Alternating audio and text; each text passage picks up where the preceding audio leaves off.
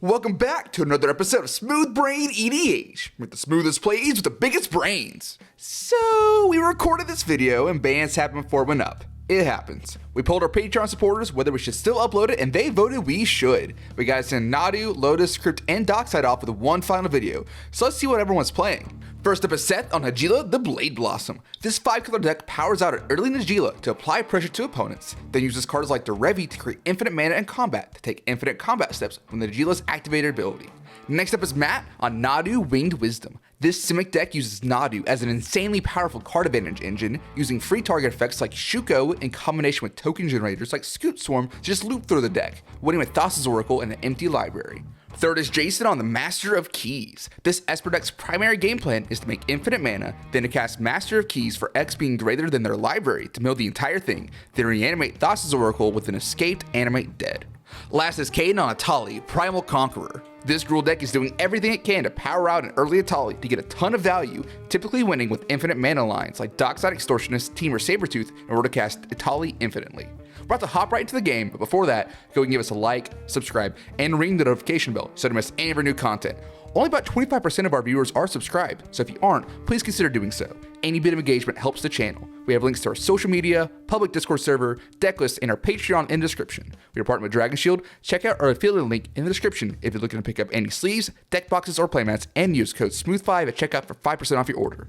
Now, on to the gameplay. It looks like Seth wins the die roll, and he'll start off with Wooded Foothills, and then he'll pass to Matt, who will start off with Cephalid Coliseum. He'll use it to cast a Mystic Remora, then he'll free cast Chrome Mox and imprint Bristly Bill onto it, which he'll then use to cast a Birds of Paradise. The turn is then passed to Jason. He'll start off with a Scrubland, and then he'll cast his own Chrome Mox, obviously not paying 4. Then he'll imprint Mockingbird, and then cast Orcish Bowmasters, and on its ETB trigger, he'll kill Matt's Birds of Paradise, and then pass the turn to Caden, who just plays a tapped Stomping Ground and passes to Seth. Seth will stay on instep to fetch for a Badlands, and use it to cast a Vampiric Tutor, not paying 4. Matt's draw triggers Bowman, which pings Seth. Vamp Tutor then resolves, and then we'll move to Seth's turn, where he starts off with a Tropical Island. He'll then cast the freshly banned Mana Crypt. This lets Matt draw, and Seth will take 1 for his sins. Then he'll drop the One Ring. That's another draw and another 1 to his face. Seth will then activate it, and when he does, Matt is pinged this time by Orcish Bowmasters. Then the turn is passed to Matt, who will let his fish die, cause lordy, he got some value off that. He'll then play a Command Tower and cast the second banned card of this game, Nadu, Winged Wisdom, and it'll resolve. Then the turn is passed to Jason. He'll move straight to combat and swing for 5 at Matt and 1 at Caden, and they both just take it. Then he'll cast a Polywog Prodigy and then pass the turn to Caden. Hope you guys are ready for this turn 2 Etali. Caden will play Spire Garden. Then it's time for banned card number 3, Jeweled Lotus. Then he'll cast Mana Vault. And look at that, that's 7 mana. Time for Etali. Oh yeah, there was a Polywog trigger. And it resolves, and so does the ETB trigger. Everyone starts exiling. Caden hits Blood Moon, Seth Chthonian Nightmare, Jason Grand Abolisher, and Matt an Invasion of Ikoria. So yeah, he's gonna cast all these, so he'll get 3 energy, and then he searches his library just in case he has a Dryad Arbor. He doesn't, and he attaches the Invasion to Matt. So yeah, that was a pretty eventful turn. The turn is then passed to Seth and his mountains. He'll win his Crypt trigger, and then activate the One Ring to draw 2, and 2 Bowman triggers are rightfully pointed at Grand Abolisher, killing it. He'll then play an Underground Mountain as land for turn, and then cast a Chrome Mox, Polywog trigger, and he'll imprint an Offer You Can't Refuse, so congratulations Seth, you have 2 colors in your 5-color deck now. After this he'll cast Najeela, and then the turn is passed to Matt. He'll play a Gaia's Mountain as land for turn, and yeah, we saw it in his opening hand, he'll cast Shuko. Shuko is equipped to Nadu, trigger. This reveals Mental Misstep, which goes to his hand, and then he'll do it again, revealing Flusterstorm to hand. He's got no way to keep going from here, so he'll just pass the turn to Jason, who will play a Hollowed Mountain as land for turn. Jason will then move to combat and has an existential crisis on who he should swing his 7/7 at. Caden obviously has Etali and a Blood Moon out, which is terrifying, but Matt has Shuko and Nadu out now, which can easily get out from under that Blood Moon and just win the game. So Jason will swing 7 at Matt, who just takes it. Then the turn is passed to Caden, and he'll start off by casting a Springleaf Drum. Then he'll just pass to Seth, who saves his Crypt trigger. He'll then play a Taiga as land for turn, and then he'll move to combat. Najeela and the 1/1 token it creates goes to Jason, who will block the 1/1 with his Symbiote and take 3 commander. And then he'll just pass the turn to Matt. Nadu double equip time. First one reveals Force of Negation, which goes to hand, and then the second one will reveal Gemstone Mountain, which goes to the battlefield. After this, Matt will play Menamo as land for turn, then he'll pass the turn and discard Umbral Mantle on cleanup. Jason will immediately swing 7 more at Matt. Please, Dad, no. I'm sorry, but Belt is here. So yeah, Matt takes a 7, and yeah, the turn is passed to Caden. Man, this Blood Moon is rough.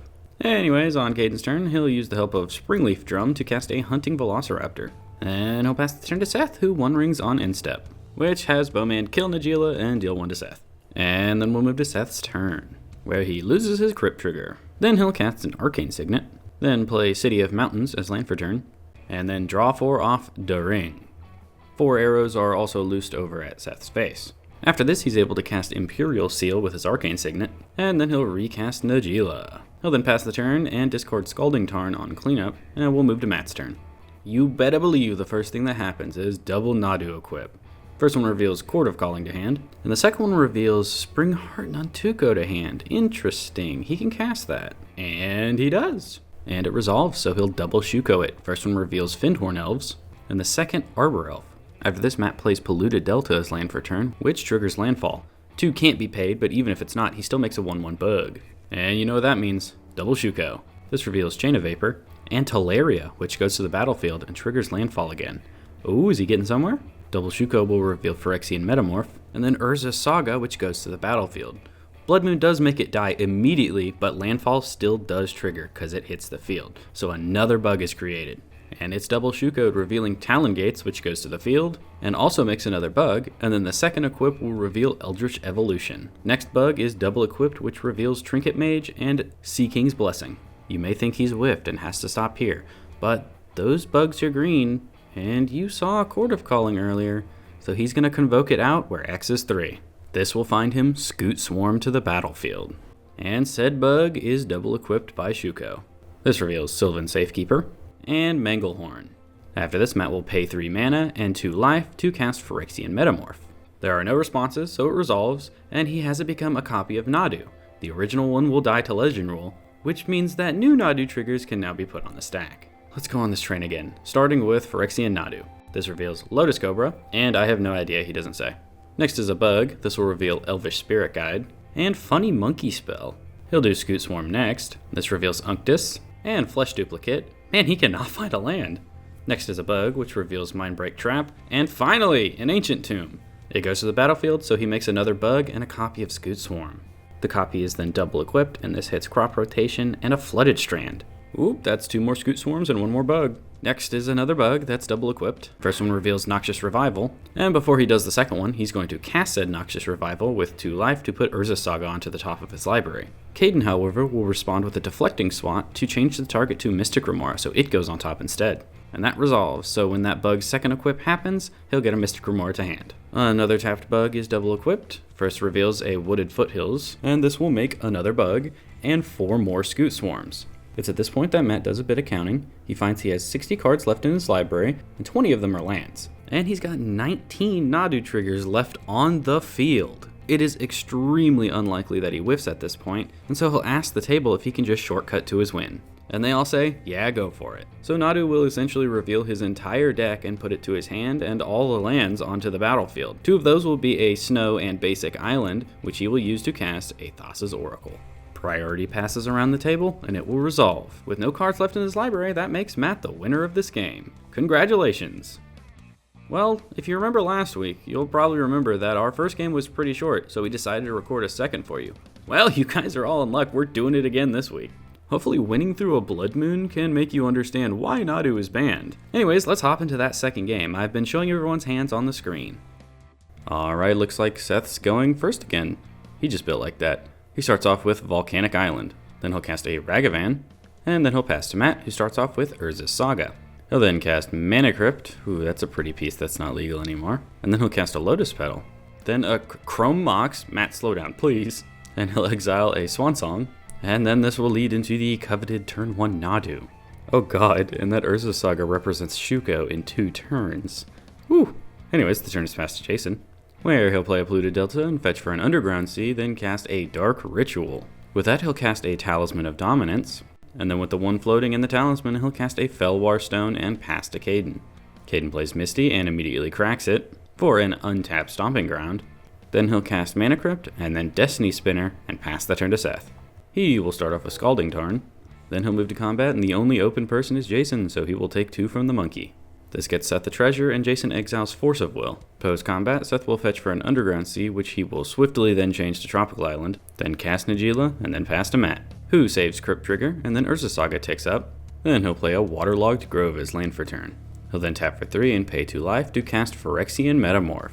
There are no responses around the table, so as it enters, he has it copy Najeela.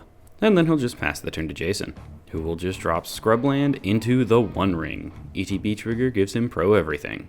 He'll then pass to Caden, who will lose his Crypt Trigger. Then Caden says, "Wow, Jason, that was an amazing play. In fact, I would like to do that myself," so he'll play Forbidden Orchard and cast the One Ring. Forbidden Orchard has to target a player, and he wants to give it to Jason, but he's got pro everything, so he can't. And Matt sure as hell ain't getting it right now, so it'll go to Seth, and then he'll pass to Seth, but only after he activates that ring on instep. Now on Seth's turn, he will start off with a Noble Hierarch. Then he'll move to combat and swing his Najeela over at Jason. It gains the Exalted buff, and then both Najeelas will trigger, but Matt will decline his, so Seth will only get one 1/1 warrior, going at Jason. But that doesn't matter, because Jason has the ring. Anyways, the turn is passed to Matt. Uh-oh, incoming Shuko. But not before a failed Crypt Trigger. Oh yeah, and also he'll float a colorless mana before tutoring for that Shuko. Yeah, and there's no responses around the table, so ladies and gentlemen, it is time for more Nadu shenanigans. But not before a Field of the Dead hits the field. Alright, he's going to start with Najeela Morph. First reveal is Bristly Bill, then Mental Misstep, both go to hand. Next is Nadu, who reveals Dosen, and Force of Negation, both go to hand. After this, it seems Matt has already forgotten about his floating colorless, because he'll tap his Waterlogged Grove and his Mana Crypt to cast Bristly Bill and say one floating. Bill is then double equipped, and this reveals Delighted Halfling and Tezzeret the Seeker. But he's not done yet. He can get another creature by going to combat and swinging his Najeela at Jason, and also the 1/1 token. No damage is dealt, but post-combat, the token is double equipped. And this will reveal Jeweled Lotus and Birds of Paradise. Bro cannot find a land to save his life. And with that Jeweled Lotus being revealed, Matt has officially found all 3 banned cards in his deck. And that's all he can do, so Matt will pass the turn, and Jason will activate his ring on instep. Then on cleanup, Matt discards Delighted Halfling and Seeker of Skybreak. Now on Jason's turn, in his first main phase, he'll just activate the One Ring again. Then he'll shock himself with a Hollowed Fountain, and then he'll cast the Master of Keys X is 0. Then he'll just pass, and Caden will lose his Crypt Trigger again. Then he'll activate his One Ring again. Caden then sits and thinks for a while, and he decides, you know what, it's probably best if I go ahead and get some interaction out of Matt's hand, so he'll attempt to Nature's Claim Shuko.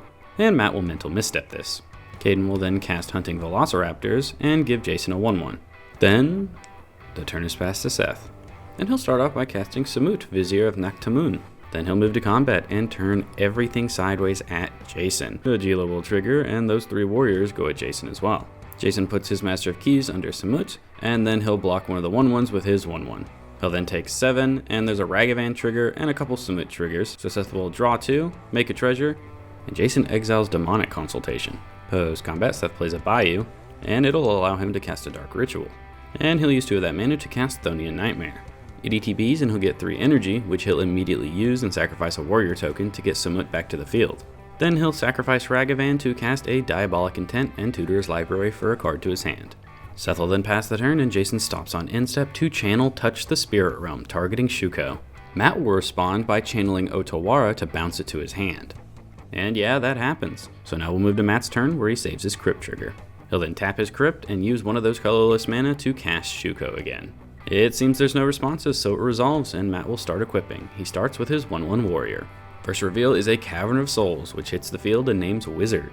Bristly Bill will trigger, putting a counter on Najeela, which triggers Nadu and reveals an offer you can't refuse.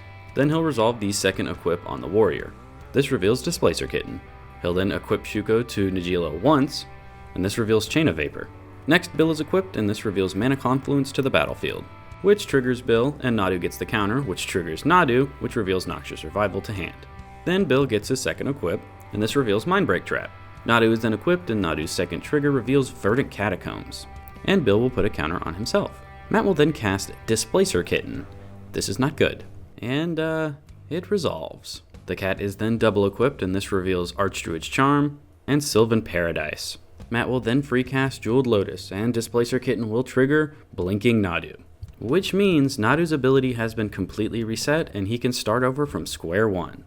I think this might be game here, but let's see where it goes. Warrior is double equipped. This reveals Mox Diamond and Mystic Remora. Najeela is then double equipped, and this puts Talon Gates to the battlefield, which will phase out hunting Velociraptors. Second equip will reveal One Ring, and Bristly Bill trigger is remembered, and it's put on Displacer Kitten, which triggers Nadu again. This hits Misty Rainforest, which goes to the battlefield. Bill targets himself, triggering Nadu, which reveals Pact of Negation. Bill is then equipped, which reveals Breeding Pool. He'll have it enter untapped, and this will put a counter on Nadu, which triggers Nadu and reveals Rhystic Study. Also, this Breeding Pool officially triggers Field of the Dead, so Matt gets a 2/2 zombie. And it's at this point that the table realized, yeah, this game is over. Matt will then equip Nadu again, and this reveals Finale of Devastation. With an active Displacer Kitten and Field of the Dead, and 2 known free spells in Matt's hand, which when cast will trigger Displacer Kitten and blink Nadu, and completely reset Matt's board. Yeah, this game's over. They ask around to see if anybody has any interaction at this point, and nobody's got anything. Matt's at the point to where it's pretty much impossible for him to whiff, so the table decides to just pack it up. Which makes Nadu and Matt officially our 2-time World Heavyweight cEDH champions. Congratulations, guys. Now, I'm sure most of you understand why Nadu was banned, but for those of you who didn't, there was Exhibit A and Exhibit B. Nadu can churn through your deck so easily for so little, at only 3 mana. And with you getting all your non-land cards to hand, you're able to find interaction to protect him pretty well too, so yeah. Hell, game 1 even won through a Blood Moon. This is a lands deck, that shouldn't be possible. Anyways, this was our last hurrah for Nadu, Mana Crypt, Jeweled Lotus, and Dockside didn't show up, but I guess Dockside too. Hope you all enjoyed. If you did, leave a comment down below letting us know what you thought. Don't forget to check out all of those links in the description. But that's enough out of me today. I hope you all have a smooth day.